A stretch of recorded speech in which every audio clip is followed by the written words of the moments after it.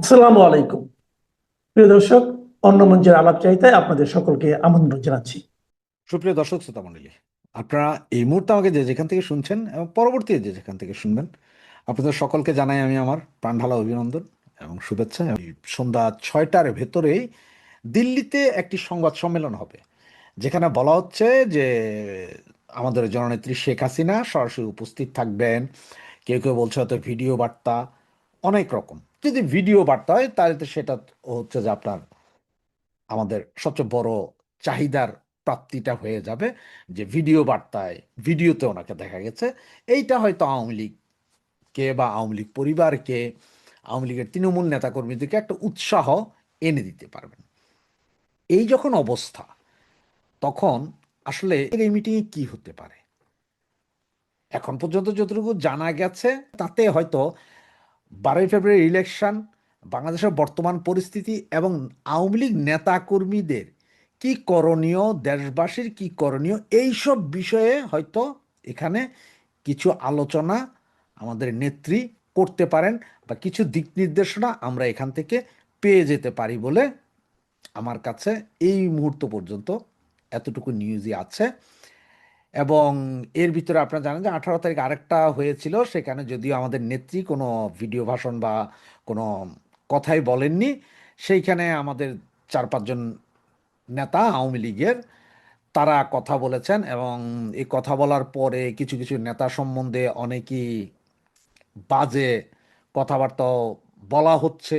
সত্য মিথ্যা ভাই সেটা হচ্ছে পরের কথা। তবে আমি এই মুহূর্তে কোনো নেতার বিরুদ্ধে বা কোনো কর্মীর বিরুদ্ধে কিছু বলতে রাজি নই। কারণ হচ্ছে যে আমার চেয়ে আমার নেত্রী অনেক বেশি বুঝেন, ভালো বুঝেন, এবং ওনার কনসার্ন ছাড়া হয়তো কেউ এগুলো করতে পারেনি বলে আমার দৃঢ় ধারণা বা বিশ্বাস। বাকিটা আপনাদের বিষয়। যেমন আপনার পররাষ্ট্রমন্ত্রীকে নিয়ে যারা কথা বলেছেন, তাদের উদ্দেশ্যে বলি যে উনি তো পররাষ্ট্রমন্ত্রী গতকাল আমাদের মাননীয় নেত্রীর সাথে দেখা করেছেন, এবং দীর্ঘ 1.5 ঘন্টার একটি বৈঠক হয়েছে। তাহলে ওনার সাথে কি বৈঠক হলো, কেন দেখা করলেন বা কি হলো, সেটা ওনারাই ভালো জানেন, যেহেতু আমরা বাইরে থেকে কিছুই জানি না। তবে নিউজটা 100% কনফার্ম যে উনি দেখা করেছেন, কথা হয়েছে, তো ওনারাই ভালো বলতে পারবেন। তো যাক সে কথা। তো এ তো গেল আজকের যে আমাদের নেত্রীর যে আপনার কনফারেন্স, যেটা আর কি সাংবাদিক সম্মেলন বা কনফারেন্স যেটাই বলেন। আর দ্বিতীয় যে জিনিসটা সেটা হচ্ছে যে গতকালকে সারাদিনে বিভিন্ন পত্রপত্রিকায় লেখা হচ্ছে যে ওয়াশিংটন টাইমে একটা ভয়েস রেকর্ড পেয়েছে ওনারা, যে জামাতকে সরকার ক্ষমতায় আনতে চায়, সরকার তো না, আমেরিকা ক্ষমতায় আনতে চায়, এই সেই। তো এই বিষয়ে আমার আসলে একটা কথাই আছে, সেটা কি জানেন? এই যে আপনার শাহ আছে না, এই ইরানের যে শাহ, শাহকে শাহ যখন চলে যায় আমেরিকাতে, এরপরে আপনার ফ্রান্স থেকে যখন খামেনি আসে, তাকে কিন্তু এনেছিল কিন্তু আমেরিকান এয়ারলাইন্সে। আমেরিকান এয়ারলাইন্সই এখানে নিয়ে এসেছিল। এর পরের ঘটনা আপনারা সবাই জানেন, আস্তে আস্তে আমেরিকান এম্বাসি জ্বালানো থেকে শুরু করে সব কিছু। আফগানিস্তানেও মৌলবাদীদের প্রথম ওনারাই আনেন, আমেরিকা। মৌলবাদীদের যুদ্ধ আমেরিকা। আবার এই যে এখন যারা আছেন তালেবান, এদের সাথে মিটিং করে আবার দেশটাকে দিয়ে যায় আমেরিকায়। সিরিয়াতে সেম, এরপরে লিবিয়া সেম, ইরাক একই ঘটনা। আইএস তৈরি করে আমেরিকা, আইএস দমন করে আমেরিকা। তারা কখন কিভাবে করবে এটা একদিন দুই দিনে না, এটা বিশাল একটা পরিকল্পনা থেকে 5 বছর, 7 বছর, 10 বছর, 15 বছর। এখন জামাতকে ওনারা ক্ষমতায় আনছে, হয়তো জামাতকে ক্ষমতায় আনবেন বাংলাদেশে। এরপরে এইখানে মৌলবাদীদের উত্থান দিকে না মারামারি করবেন। এরপরে যে আপনার মায়ানমারের দিকে চোখ রাখতে পারবেন, ওখানে একটা বেস করে চায়নার দিকে চোখ রাখতে পারবেন। সবই বাবা আমেরিকার খেলা। সুতরাং এখানে ওই যে ভয়েস রেকর্ড বা এটা এটা বহুবার বলে আসছি যে জামাত আমেরিকার তৈরি। ক্ষমতায় জামাতকে আনার চেষ্টা আমেরিকা কোমর বেঁধেই করবে, এর কোনো বিকল্প নেই। সুতরাং যার বন্ধু আমেরিকা তার কিন্তু শত্রুর দরকার হয় না, এটা হচ্ছে বুঝার বিষয়। তো চলুন যাক আমরা সজীব ওয়াজেদ জয় বিষয়ে কথা বলি, বা মুজিব থেকে সজীব।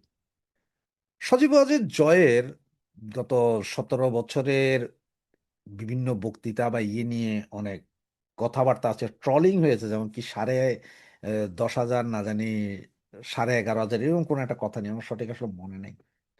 তো এই বিষয়টা যাওয়ার আগে আমি একটা কথা বলি আপনাকে, এটা আমার নিজের জীবনের। আমার ছেলে 13 বছর চট্টগ্রাম শহরেই বড় হয়েছে। তো ওকে যখন স্কুলে ভর্তি করা হয় তখনই চট্টগ্রাম শহরের ইংলিশ মিডিয়াম স্কুলে পড়ালেখা করানো হয়েছে। 13 বছর বয়স, তার মানে সে যখন ক্লাস 9 পর্যন্ত পড়ে তখনও সে ইংলিশ মিডিয়াম স্কুলেই ছিল। তো তাকে আমরা মাঝে মধ্যে শয়তানি করে কি বলতাম জানেন, যে এক কাজ করতো 21 থেকে 39 পর্যন্ত গণো। তখন সে মুখের দিকে দেখে রাখতো 21 থেকে 39। ও বলতো 21টা কি, 21টা কি। যদি আপনি বলে দেন যে 21টা মানে 21, সে 21 থেকে এবার 201 পর্যন্ত গয়না দিবে, কোনো সমস্যা নেই ইংলিশে। তো যেই না বাংলায় বলবেন আর পারবে না। আর যদি বলেন যে ঠিক আছে 21ই হচ্ছে যে 21, এবার তুমি গণো, খুব কষ্ট করে সে হয়তো 21, 22, 23, 24, 25, 26 পর্যন্ত যাইতে পারে, এরপর আর মিলাইতে পারে না। আর বাকি যে দুইটা আছে পিচ্ছি পিচ্ছি, ওদের জন্মই বিদেশে, কিন্তু বাংলা কথা আমাদের সাথে সারাক্ষণ বলে। তো যেমন আমি বললাম যে ঠিক আছে ওকে খোদা হাফেজ, আমি বাইরে যাচ্ছি। তো ওরা ওকে, আমি গেলাম, যাই যখন ঘুরে আসলাম ভাইয়ে, ওই দৌড়ে আসি, আব্বু তুমি যাইছো, মানে বুঝছেন, আসছো এটা আর বলতে পারে না, যাইছো। ওই যে যাই বলছি, যাইছো, খাইছো, মানে বাংলা ভাষার অবস্থা এরকম। কিন্তু কিছু কিছু বলতে পারে, যা বলতে পারে সেগুলো আপনারা কিন্তু 1 2 গুনতে পারবেন না তারা। অন্য বাকি অনেক কিছুই বলতে পারে, বাংলার অনেক কিছুই বলতে পারে, যদিও ভাষা ঠিক হয় না, কিন্তু বলতে পারে। তো আমি মাঝে মধ্যে ওদেরও বলে এরা হচ্ছে বাংলিশ। তো সজীব জয় সারা জীবনের বেশিরভাগ সময় পড়ালেখার পুরো সময়টা আপনার বিদেশে কাটিয়েছে, সুতরাং বাংলা ভাষার জড়তা আছে। যেমন আমি প্রথমে বিদেশ আসার পরে 17 বছর পরে যখন বাংলাদেশ যাই, তখন আমি বাসা থেকে বেরোয়, আমার এক ফ্রেন্ড ছিল, তাকে নিয়ে যখন বেরোছি প্রচণ্ড গরম ছিল। প্রচণ্ড গরম মানে আমরা শীতের দেশে ছিলাম, 30 ডিগ্রি টেম্পারেচার, মানে বুঝেন আমার অবস্থা। একটা ছোট পানির বোতল নিয়ে আমি বের হয়ে সারা চট্টগ্রাম শহর ঘুরছি। এবার যারা চট্টগ্রাম শহর চেনেন, রেয়াজউদ্দিন বাজার, মানে আপনার রেয়াজউদ্দিন বাজারের মুখে যে ব্রিজটা আছে, ব্রিজটার নিচে এই পার থেকে ওই পারে যাব। আমি দাঁড়ায় আছি, ওরা পার হয়ে গেছে, আমি দাঁড়ায় আছি, এবং আমার চিন্তা হচ্ছে সিগন্যাল লাইট জ্বলবে তারপর না আমি পারবো, গাড়িতে চলতেছে। পরে ওরা সব হাসাহাসি করে আইসা আমার ধরে নিয়ে গেল, আমার কিন্তু ভয় লাগতেছিল, কিন্তু আমি চিটাঙের বড় হওয়া, ওই জায়গার বড় হওয়া ছেলে, আমার কাছে হঠাৎ এটা অভ্যাস। আর ওই যে বোতলটার কথা হলো, সেই বোতল আমি ওখান থেকে ঘুরে যখন বাসায় চলে আসছি, তখন আমার ফুফাতো ভাই ছিল সাথে। সে বলতেছে কি রে ভাইয়া, তুমি বোতল এটা নিয়ে, তো পানি শেষ, তুমি বোতল এটা নিয়ে, আমি যে কোথাও তো বিন পাইলাম না আমি ফেলার জন্য। অভ্যাস মানুষের দাস, অভ্যাস হয়ে গেছে। তো ঠিক সঞ্জীব জয়ের ক্ষেত্রেও সেম কাহিনী, বা সাইমন অজিত পুতুলের ক্ষেত্রেও সেম কাহিনী। বাংলায় হয়তো আমাদের চুটুল রাজনীতি ওনারা বুঝেন না, বা চুটুল রাজনীতি হয়তো শিখেন নাই, যার কারণে এই অবস্থা। তবে গত 3 4 দিন আগে আল জাজিরার সেই ইংলিশ ভাষণটা তো শুনেছেন, সেটা কিন্তু আমার দ্বারা আবার ওই যে মোংলা মাসুদ বা আপনার ভাইরাল সিদ্দিকের ইংলিশ না, বা তারেক জিয়ার ইংলিশও না। তবে হ্যাঁ, তারেক জিয়ার মেয়ে আবার কিন্তু খুব ওয়েল অ্যান্ড গুড ইংলিশ বলে, কারণ হচ্ছে সে এখানে পড়ালেখা করছে। 2 4 5 বছর এখানে যারা পড়ালেখা করে তাদের ভোকাবুলারি অন্যরকম হয়ে যায়। যেটাতে আমি আজকে 9 বছর ইংল্যান্ডে থেকে আমি যা পারছি, সেখানে 3 বছর কোনো একটা ছেলে যখন পড়ালেখা করে, অরিজিনাল পড়ালেখা, তার ভোকাবুলারি আমার 1 কোটি গুণ ভালো হয়, এটা বুঝতে হবে। তো সজীব জয়ের একটা কথায় কিন্তু আমার খুব মজা লেগেছে, সেটা কি জানেন, আপনারা যদি একটু চিন্তা করেন, এই জিনিসটাই কিন্তু আমরা আসলে তুলে আনা উচিত ছিল গত 17 মাসে। বারবার বলা হচ্ছে শেখ হাসিনা হত্যা করেছে, মানুষ হত্যা, এই সেই। আসলে যদি শেখ হাসিনা যদি হত্যা করতে চাইতেন, তাহলে উনি ক্ষমতায় থাকতেন আজকে। আপনার ইরানের দিকে তাকান, ওরা নাকি 26,000 লোককে নাকি হত্যা করেছে, তার মানে 26,000 লোককে মাইরাও ক্ষমতায় রয়েছে ইরানের খামেনি। তার মানে মারছি তো মারছি, আর রাজাকার আলবদর মাইরা তো আর সমস্যা নেই। কিন্তু শেখ হাসিনা রক্তের হোলি খেলা খেলতে চান নাই, যার কারণে উনি ক্ষমতায় ছিলেন না। আবার দেখেন, উনি যদি দেশকে ভালো না বাসতেন, দেশের প্রতি যদি মায়া মহব্বত না থাকতো, তাহলে উনি এখন দিল্লিতে বসে প্রবাসী সরকার গঠন করতে পারতেন, কারণ উনি তো পদত্যাগ করেন, কেউ দেখাইতে পারবে না। এবং বাংলাদেশের সমস্ত department, police, BDR, army, civil, সব জায়গায় চিঠি দিয়ে বলতে পারতেন তোমাদের যা যোগাযোগ আমার সাথে করতে হবে, অন্য কারোর সাথে করতে, কি করতে পারতেন আপনি? কিছুই করতে পারতেন না, রক্তক্ষয়ী সংঘর্ষ হতো। কোনো কিছু উনি করেননি। কারণ দেশের মানুষকে ভালোবাসেন, উনি চায়নি যে কারো রক্তের উপর পাড়া দিয়ে উনি ক্ষমতায় থাকবেন, যার কারণে উনি ওই দিন 5 তারিখ দেশ ত্যাগ করেছিলেন। আপনাদের দাবিটা কি জানি ছিল? ওটা না মেধা। এই যে এখন হাদি মারা গেল, একটা কথা বলি আপনাকে, হাদি মারা গেছে, হাদির ওয়াইফকে যদি 5 কোটি টাকার এফডিআরও করে দেয়, আমার কিছু বলার নেই। ওকে, ওয়েল অ্যান্ড গুড। ওর সন্তানের সারা জীবন যদি রাষ্ট্রীয় খরচে ওর পড়ালেখা হয়, তাতেও আমার কোনো দুঃখ নেই। বাড়িও যদি, অ্যাপার্টমেন্টও যদি দিয়ে তো আমার দুঃখ নেই। কিন্তু সেটা না করে হাদির 6 ভাইয়ের বোনের জন্য এত কিছু করার কি দরকার? হাদির ভাইকে কি কারণে লন্ডন পাঠানো হচ্ছে? কি এমন কাহিনী আছে? এটা তো অবস্থা এমন কিছু কি জানেন, যার বিয়ে তার খবর নাই, পাড়াপড়শির ঘুম নাই। হাদির বউয়ের জন্য কিন্তু কিছুই দেওয়া হয়নি, সন্তানের জন্য কিছু দেওয়া হয়নি, এটা আপনারা একটু খোঁজ নিয়ে দেখেন, কিছুই করা হয়নি। কিন্তু ভাইয়ের জন্য, বোনের জন্য কেন? ও ভাই কি করছে? ওর বোনে কি করছে? এর বাপে কি করছে? ঠিক আছে, আমি দূরে ধরলাম বাপ পর্যন্ত, ঠিক আছে, বাপে কিছু, বাপের হয়তো কিছু পয়সা করে দিত, ভাইরে ব্রিটেন পাঠাইতে হবে কেন? এগুলো হচ্ছে যে কোটা। আর সজীব জয়ের ক্ষেত্রে যেটা বললাম, যে সজীব জয়ের এই ভিডিও কনভারসেশন বা ইন্টারভিউটা ওয়েল অ্যান্ড গুড, 100%। তবে আমার কাছে একটা জিনিস লাগে কি জানেন, যে আসলে বাংলাদেশে নোংরা পলিটিক্সে এসে এই ছেলে বা মেয়েগুলো টিকবে কিনা। কারণ এরা তো বাংলাদেশের মতো এত নোংরা পলিটিক্সের বা নোংরা জায়গায় মানুষ হয়নি, মানুষ হয়েছে ভালো জায়গায়। ব্রিটেনে আছে পৃথিবীর সবচেয়ে বিখ্যাত ইউনিভার্সিটি, ওখানে বাবা মা দাদা দাদি দিয়ে ইন্টারভিউ দিয়ে ঢুকতে হয়। সেই জায়গায় এসে এত প্রচণ্ড রকম পড়ালেখা করার পরে এই চিটিং বাটপারদের সাথে টিকবে কি না, সেটা নিয়ে আসলে আমার প্রচণ্ড সন্দেহ আছে, যে এদের সাথে উনি পারবেন কিনা। তারপরে চাই, ঠিক আছে, অনেকেই বলছেন যে আমাদের নেত্রী হয়তো অবসরে যাবেন, তো অবসরে গিয়ে হয়তো সজীব জয়ের হাতে বা সাইমো ওয়াজেদ পুতুলের হাতে দিতে পারেন। তো আমার মনে হয় যেন এটা আরও 10 বছর আগ থেকে ওদেরকে ওভাবে ট্রেন করে ওঠানো উচিত ছিল, সমস্ত কিছুতে ট্রেন করে ওঠানো। যদিও ট্রেন করতে পারে নাই বা করে নাই, এই জায়গায় আওয়ামী লীগ বিএনপির চেয়ে পিছিয়ে আছে। কারণ খালেদা জিয়া জীবিত অবস্থায় তারেককে ট্রেন করেছে, তারেক জীবিত অবস্থায় তারেকের মেয়েকে ট্রেন করছে, এটা। সুতরাং দেখি যে আমরা কিভাবে কি হয়। তবে আজকে আমাদের নেত্রী কি বলেন সেটার উপর নির্ভর করছে, এবং আওয়ামী লীগ কোন পথে আগাবে সেটার উপরও সব কিছু নির্ভর করছে। তো দেখা যাক কি হয়, যা করবে ভালোর জন্যই করবে। নেত্রী যেহেতু বেঁচে আছে, উনি ভালোর জন্যই করবে, ভালো বুঝেই করবে।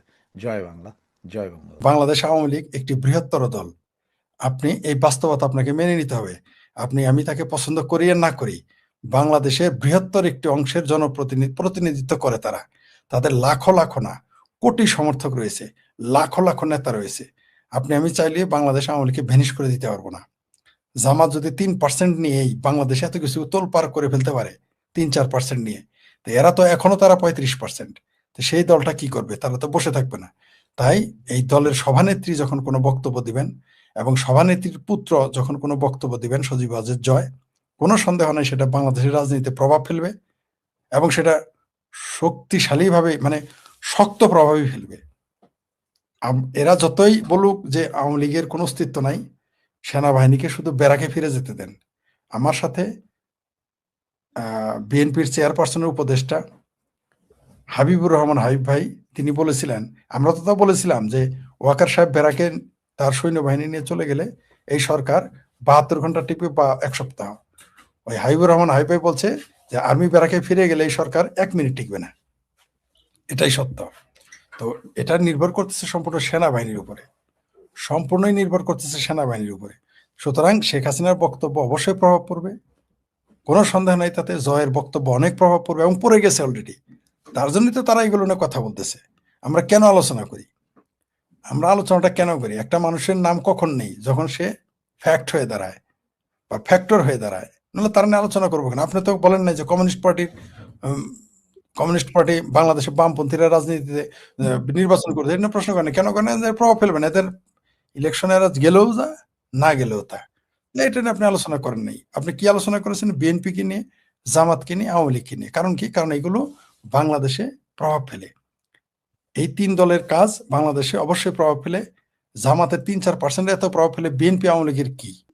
বিএনপিকে যদি নির্বাচনের বাইরে রেখে আওয়ামী লীগ নির্বাচনে আসতো, সেম ঘটনা ঘটতো। তারা বলতেছে জাতীয় পার্টির বিদায় দেবে, তাদেরই খুঁজে পাবেন না আর কিছুদিন পরে। তাদেরই আপনি খুঁজে পাবেন না। ওই এনসিপি কে খুঁজে পাবেন আপনি। এরা কিংস পার্টি বলে, আসলে তো কিংস পার্টি না। এরা হচ্ছে জামাত ইউনূসের প্রোডাক্ট। কিংস পার্টি তো অনেক উন্নত জিনিস। এরাই তো থাকবে না। এএনসিপি, বৈষম্য বিরোধী আন্দোলন, ইনকিলাব মঞ্চ, পার্টি, এদেরই তো খুঁজে পাবে না। জাতীয় পার্টি বরং পাওয়া যাবে। জাতীয় পার্টির সর্বশেষ যে তার এমপি ছিল এরশাদের সময় ৩৫ জনের আসন পেয়েছিল। চারটেখানি ব্যাপার না তো। তাকে বিএনপি এবং আওয়ামী লীগ দুই দলই মানে চেপে ধরেছিল। তারপরে তারা ৩০-৩৫টি আসন পায়। সেই দলকে আপনি কিভাবে শেষ করে দিবেন? জাতীয় পার্টিকে আপনি শেষ করতে পারবেন না। এরা তো বলে আওয়ামী লীগই শেষ করে দেয়। যে দলটি অলিগলিতে যার লোক খুঁজে পাওয়া যায়। আর এই যে যারা এনসিপি করে, এদের দলের নাম জানে কয়জন? এদের চিনে কে? এরা নিজেরাই তো থাকবে না। এরা নিজেরাই বলছে নিজেরা থাকবে না। তাদের দল তারাই ভেঙে ফেলে। তারা একবার জামাতে যায়, একবার বিএনপিতে যায়, ইত্যাদি ইত্যাদি। তো এরা যেগুলো বলতেছে, বাংলাদেশে কেউ কেউ তো বলে যে ভারতে পারমাণবিক বোমা গিলে খেয়ে ফেলবে। কেউ কেউ তো বলেছে রিটায়ার্ড আর্মি অফিসার আমেরিকা আমাদের সাথে পারবে না, ভারত তো দূরের কথা। তো এগুলো বাদ কি বাদ? এগুলো নিয়ে মাথা ঘামানোর কোনো প্রয়োজন নাই। এই মুহূর্তে তাদের উপরে ডক্টর ইউনূস এবং বিদেশি শক্তি এবং সেনাবাহিনীর ছত্রছায়া আছে, তাই নিজেরা অনেক কিছু মনে করতেছে। কিন্তু আপনি তো ১২ তারিখের পরে সেনাবাহিনীতে কতদিন দেশ চালাবেন? কিছুদিন পরে কিন্তু চায়না বেঁকে বসবে। এখন তো ভারত, কিছুদিন পর চায়না বেঁকে বসবে। আর চায়না যখন বেঁকে বসবে, তখন কিন্তু এই সরকার ৫ মিনিট টিকবে না। অলরেডি সেই দিকে কিন্তু যাচ্ছে। কারণ আমেরিকান রাষ্ট্রদূতের সাথে যে বৈঠকটা হয়েছে, সেখানে কিন্তু এমন কিছু বক্তব্য দেওয়া হয়েছে যা সরাসরি চীনের স্বার্থ বিরোধী। তো বাংলাদেশে আপনি ভারত এবং চায়নাকে বাদ দিয়ে বিএনপি, আওয়ামী লীগ বা জাতীয় পার্টি বা জামাত ক্ষমতায় যাবে, এটা কি সম্ভব? আপনাকে তো এটা বুঝতে হবে যে আমার এই জাতীয় শিশু কিশোররা বুঝে না বলেই তো এই কথাগুলো বলে। জি। মানে এই নির্বাচনটাই অবৈধ। তার উপর আবার তারা নির্বাচনে একটা পক্ষ নিছে, এটা তারও অবৈধ। ধরে নেন এই নির্বাচনটা বৈধ। আপনি তো কোনো দল না। আপনি তো জাজ, আপনি বিচারক অথবা আপনি রেফারি। আপনি হ্যাঁ বা না, এই হ্যাঁ না ভোটের কোনো দিকে আপনি যাইতে পারবেন না। পাবলিক যাহাকে ইচ্ছা তাকে। আপনি পক্ষে নিচ্ছেন কেন? আপনার তো এটা কাজ না। তার মানে আপনি নিজেও খেলোয়াড়, আপনি রেফারি না। তার মানে বোঝা গেল যে আপনার একটা অসৎ উদ্দেশ্য রয়েছে। আপনি হেনা ভোট দিয়ে নিজেদের অস্তিত্ব জানান দিবেন। ভাই, জনগণ যদি আপনার সাথে না থাকে, ওই হেনা তেনা ভোট দিয়ে, হেনা মেনা তেনা খেনা ভোট দিয়ে আপনি টিকে থাকতে পারবেন? আপনি ওয়াকার বা সেনাবাহিনীতে কতদিন টিকে থাকবেন? এরশাদের মতো ৯ বছরই থাকবেন। তারপরে তারপরে তো মরণোত্তর বিচার হবে এগুলোর ব্যাপারে। এই ভোটের কোনো গুরুত্ব আছে? এই হেনা ভোট তো স্বাধীন মালিক তো বলেছেন, তিনি তো, আমি তো সংবিধান বিশেষজ্ঞ না, তিনি তো বলেছেন যে এটা পুরোপুরি অবৈধ। আপনাকে কে বলছে হেনা ভোট করতে? আর কি একটা অদ্ভুত আইন, কি একটা অদ্ভুত মানে ভোট, যে আপনি কোন সংসদ সদস্যরা যদি কোনো আইন পাশও না করে ৬ মাস পর অটোমেটিক পাশ হয়ে যাবে। আরে ভাই, বিয়েও তো কোনোদিন অটোমেটিক হয় না, বাচ্চাও তো অটোমেটিক হয় না। আর আপনি দেশের সংবিধান আপনি আইন প্রণয়ন করে ফেলবেন, এত সস্তা? বাংলাদেশের মানুষকে যারা এত বোকা মনে করতে, এরা জানেই না যে বাংলাদেশে কি করতে যাচ্ছে। আরে ভাই, বঙ্গবন্ধুর কন্যা শেখ হাসিনা, তার অঙ্গ সংগঠন টিকতে পারে নাই ৪০% মানুষের সমর্থন থাকতে। আর ডক্টর ইউনূসের তো মানে ৪,০০০ লোকের সমর্থন নাই। ৪০% তো বহুত দূর। তার আত্মীয় স্বজনই তারা পছন্দ করে না। গণেশ উল্টে গেলে ইউনূসের আত্মীয় স্বজন বলবে ইউনূস নামে কাউরে তার চিনেই না, এই কথা বলবে। আপনি লিখে রাখেন, গণেশটা উল্টে গেলে ওই যে ভাবির পোলারা আমার লাফালাফি করতেছে, তাদের আত্মীয় স্বজন বলবে এটা তো আমরা চিনি না, এগুলো বলবে। এদের জন্য কোনোদিন এরা যদি মারাও যায় ৪০ করতে যাবে না।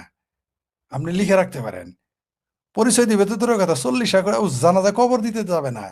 এরা বলবে যে চিনি না তো আমরা। তো এরা লম্বা লম্বা এই হেনা ভোট তেনা ভোট, এগুলো এই দেশের আমি বুঝতে পারি না এই ধরনের হাস্যকর জিনিস কেন তারা করতেছে। আপনি একটা আইন, সংসদ ছাড়া আপনি আইন পাশ করে ফেলেন। পৃথিবীতে গণতান্ত্রিক রাষ্ট্রে সংসদ ছাড়া আইন পাশ করা যায়? সংবিধান আপনাকে সেই সুযোগ দিয়েছে? আপনি সংবিধান বাতিল করে দিবেন? এত সস্তা? ওই বঙ্গবন্ধুর ৭ই মার্চের ভাষণ আপনি বাদ দিয়ে দিয়েছেন বলে বাংলাদেশের ৭২-এর সংবিধান আপনি বাতিল করে দিবেন? বাংলাদেশের জনগণ এটা মেনে নিবে? এত সস্তা? আওয়ামী লীগ টিকতে পারে নাই, আর ডক্টর ইউনূস টিকে থাকবে? সে তো রাজনৈতিক ব্যক্তিই না। এখন যারা ক্ষমতা দখল করে বসে আছে, একজন কি রাজনীতিবিদ? এর এলাকায় গিয়ে মেম্বার ইলেকশন করে জিততে পারবে সুষ্ঠু ভোট হলে? সুষ্ঠু ভোট না, জোর করে ভোট নিয়ে আপনি, যারা এখন ক্ষমতা আছে তাদের বলেন জোর করে একটা চেয়ারম্যান যেন হয়ে দেখায় তার এলাকায়। এক একজন তো ঢাকায় দাঁড়াইছে, তাই না? ঢাকায় কেন? আমার ভাবির ছেলেরা ঢাকায় কেন ইলেকশন করে, নিজের এলাকায় কেন যায় না? আমরা যাদের চিনি প্রত্যেকে চায় নিজের এলাকায় ইলেকশন করতে, এরা নিজের এলাকায় কেন ইলেকশন করে না? কারণ জানে ওই যে মৌলবীদের মতো এক মৌলবী কিন্তু কোনো মৌলবী কিন্তু নিজের এলাকায় মৌলবীগিরি করে না, কারণ তাদের চরিত্র সম্পর্কে জানে, তাদের খাসিলত জানে। সে মনে করেন জামালপুরের মৌলবী যায় বরিশাল ইমামতি করতে, আর বরিশালের মৌলবী আসে সরিষাবাড়ি জামালপুর ইমামতি করতে। চিটাগাংয়ের চিটাগাংয়ের মৌলবী যায় রাজশাহী ইমামতি করতে, রাজশাহীর মৌলবী যায় চিটাগাং ইমামতি করতে। এরা তাই নিজের এলাকায় ইলেকশন করে না কেন? এত মুরত, কারণ তারা জানে তাদের কোনো গ্রহণযোগ্যতা নাই। ওয়াশিংটন পোস্ট এই প্রতিবেদনটি করেছে তাদের পাওয়া একটি অডিও ক্লিপের উপরে ভিত্তি করে, অর্থাৎ তারা যা বলছে তার একটা অডিও রেকর্ডিং তাদের হাতে আছে। তারা বলছে যে ঢাকায় নিযুক্ত এক মার্কিন কূটনীতিক বন্ধ দরজার বৈঠকে বলেছেন, we want Jamaat to be our friends, অর্থাৎ আমরা চাই জামাত আমাদের বন্ধু হোক। এই কথাটি তিনি বলেছেন বাংলাদেশের একদল নারী সাংবাদিকদের সাথে বৈঠকে। সেই কূটনীতিক আরও বলেছিলেন, বাংলাদেশ এখন আরও ইসলামমুখী হয়ে উঠছে।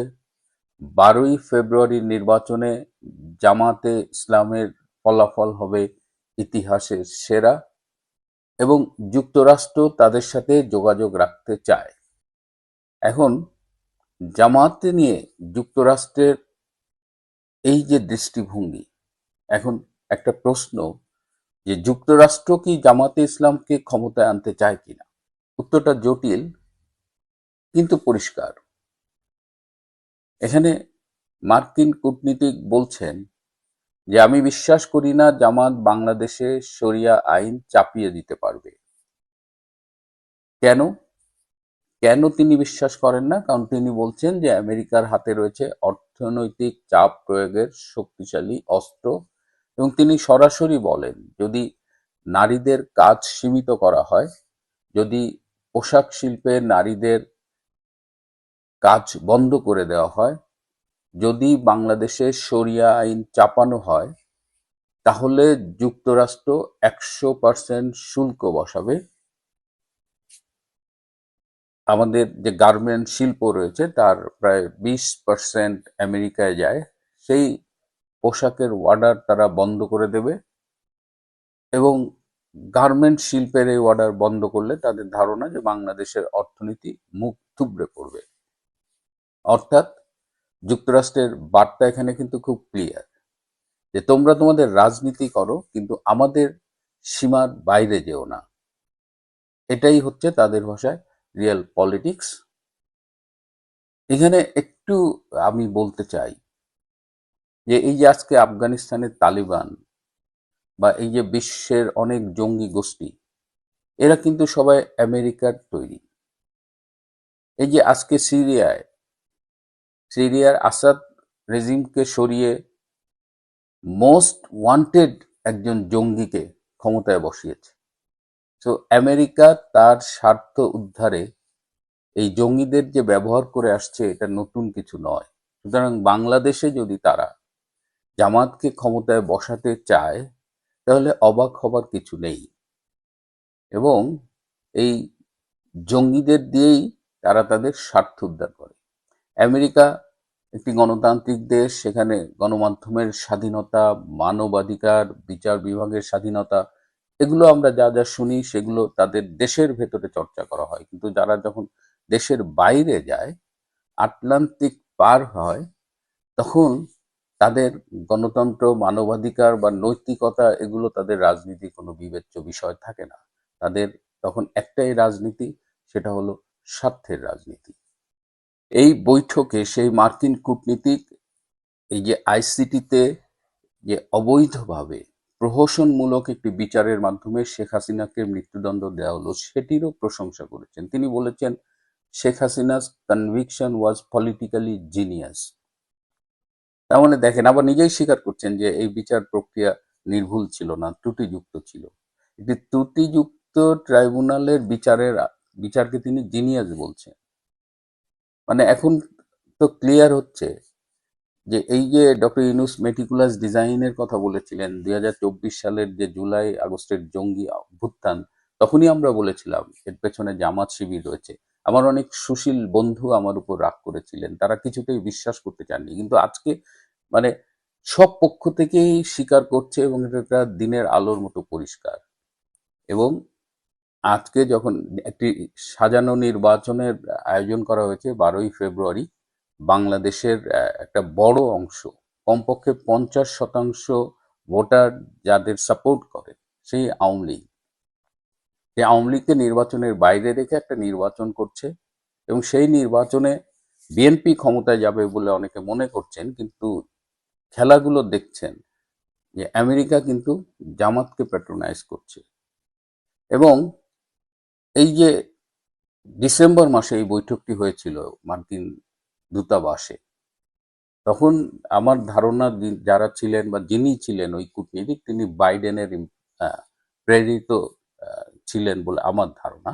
যদিও ওয়াশিংটন পোস্ট ওই কূটনীতিকের পরিচয় প্রকাশ করেননি নিরাপত্তার স্বার্থে, কিন্তু বাংলাদেশের রাজনীতিতে এই যে জামাত, এবং জামাত যে বলছে তারা শরিয়া শাসন প্রণয়ন করবে না, তারা নারীদের কাজ করতে দেবে, তাদের মূল উদ্দেশ্য সুশাসন, দুর্নীতিমুক্ত বাংলাদেশ, এগুলো কি আসলেই সত্য? জামাত কি তার আদর্শ পরিত্যাগ করবে? জামাত ইসলাম তো ইসলামপন্থী দল, সারা জীবন শরিয়াপন্থী শাসনের কথা বলে আসছে। আজকে কেন তারা এগুলো বলছে? এটা কি তাদের আদর্শ বদল, নাকি ক্ষমতায় যাবার জন্য একটা সাময়িক কৌশল? কারণ ইতিমধ্যেই তারা কিন্তু নারীর কর্মঘণ্টা কমাবে, এ কথা তাদের আমির স্বয়ং বলেছে, এবং তারা এখনো অস্বীকার করছে না যে না, এখান থেকে তারা সরে গেছে। এবং আমেরিকা কেন জামাতকে চায়, এর অনেকগুলো কারণ আছে। তার মধ্যে একটা হলো যে ডক্টর ইউনূস অলরেডি আমেরিকা যা চেয়েছে প্রায় সবকিছু দিয়ে দিয়েছে। তো নতুন কোনো সরকার এসে এই চুক্তিগুলো যদি বন্ধ করে দেয়, বা আমেরিকা যে বাংলাদেশে যে সেন্ট মার্টিন, সোনাদিয়া দ্বীপ, পোর্ট, এই সবগুলো নিতে চাচ্ছে, এই জায়গায় যদি নতুন সরকার বাধা দেয় তাহলে কি হবে? এ কারণেই জামাতে ইসলামকে আমেরিকা চাচ্ছে, যে জামাতে ইসলাম সবকিছু আমেরিকার হাতে নির্দ্বিধায় তুলে দেবে, কারণ তারা এই দেশটার জন্ম থেকেই বিরোধিতা করেছে। 71-এও তারা এই দেশটা চায়নি। তারা 71-এ শুধুমাত্র পাকিস্তানি সামরিক বাহিনীর সহযোগী শক্তি ছিল না, তারা আল বদর, আল শামস গঠন করে তারা এদেশের বুদ্ধিজীবী সহ এদেশের মানুষকে হত্যা করেছে। তারা রাজাকার বাহিনীর মাধ্যমে এদেশের মানুষকে নির্যাতন করেছে, আমার মা বোনকে পাকিস্তানি সামরিক বাহিনীর হাতে তুলে দিয়েছে। সুতরাং এই জামাত ইসলাম আজকে বাংলাদেশের ক্ষমতা পেলে যে বাংলাদেশকে বিদেশের হাতে তুলে দেবে, আরো একটা কারণ রয়েছে। আমেরিকা ভারতের উপরে এই জামাতকে দিয়ে একটা চাপ সৃষ্টি করতে চায়। একদিকে চায়নাকে ভারতের মাধ্যমে চাপে রাখবে, আবার ভারতকে জামাত ইসলামের মাধ্যমে চাপে রাখবে। অনেকগুলো খেলা খেলছে, এবং সবকিছুর উদ্দেশ্য হলো যে সাউথ এশিয়ার যে স্থিতিশীলতা সেটাকে অস্থিতিশীল করে তোলা, প্লাস নিজেদের স্বার্থ উদ্ধার করা। এটা বাংলাদেশের জন্য কিন্তু খুব অ্যালার্মিং। আজকে বাংলাদেশকে এই প্রতিবেদন যেটা বলছে, এটা কিন্তু একটা বাস্তবতা। এই বাস্তবতার প্রেক্ষিতে সিদ্ধান্ত নিতে হবে বাংলাদেশের মানুষকে। জামাতে ইসলামকে এভাবে ক্ষমতায় আসতে দিলে বাংলাদেশের ভবিষ্যৎ অন্ধকার। বাংলাদেশের অন্যতম বৃহৎ রাজনৈতিক দল বিএনপি, সে কিন্তু গত 17 মাস ধরে তার দায়িত্বশীল ভূমিকাটা পালন করেনি। আজকে 17 মাসে বিএনপির যে ভূমিকা, তাতে বিএনপির দিক থেকে অনেক মানুষই মুখ ফিরিয়ে নিয়েছে। আমি দেশে অনেকের সাথে কথা বলেছি, ইভেন যারা আওয়ামী লীগের সমর্থক কর্মী নির্যাতিত হয়েছে, তাদের সবারই এই গত 17 মাসের বিএনপির প্রতি বিরূপ মনোভাব। আওয়ামী লীগ নির্বাচন বর্জন করছে, আওয়ামী লীগের অধিকাংশ নেতাকর্মী ভোট দেবে না বলে আমার বিশ্বাস। যারা ভোট দিতে যাবে তারা বিএনপিকে ভোট দেবে এমন কোনো ইন্ডিকেশন আমি দেখিনি। সুতরাং সব মিলিয়ে একটা জটিল পরিস্থিতি। এবং আটলান্টিক অ্যাসোসিয়েশনের সিনিয়র ফেলো, যিনি সাউথ এশিয়া নিয়ে গবেষণা করেন, মাইকেল কুগেলম্যান, তিনিও কিন্তু এই বিষয়টার এই যে বাংলাদেশে জামাতের উত্থান এবং এটার ইম্প্যাক্ট, ভারত কতখানি অরিড হবে, এবং আসলেই ভারতের জন্য একটা উদ্বেগের বিষয়, কারণ জামাত ইসলাম একদিকে ভারত বিরোধী আর একদিকে পাকিস্তানপন্থী, এবং বাংলাদেশের কাশ্মীর, ভারতের যে কাশ্মীর রয়েছে সেখানে কিন্তু জামাতে ইসলাম ব্যান্ড। সব মিলিয়ে আগামী দিনগুলোতে যদিও বলা হচ্ছে একটা ডেমোক্রেটিক টার্ন নেবে বাংলাদেশ, কিন্তু আমার কাছে মনে হচ্ছে যে বাংলাদেশকে একটা ভয়াবহ অন্ধকারের দিকে ঠেলে দেওয়া হচ্ছে, এবং সেই অন্ধকারের দিকে ঠেলে দেওয়ার পেছনে এই বিদেশি শক্তিরও ভূমিকা রয়েছে। প্রিয় বন্ধুরা, আজ এ পর্যন্তই।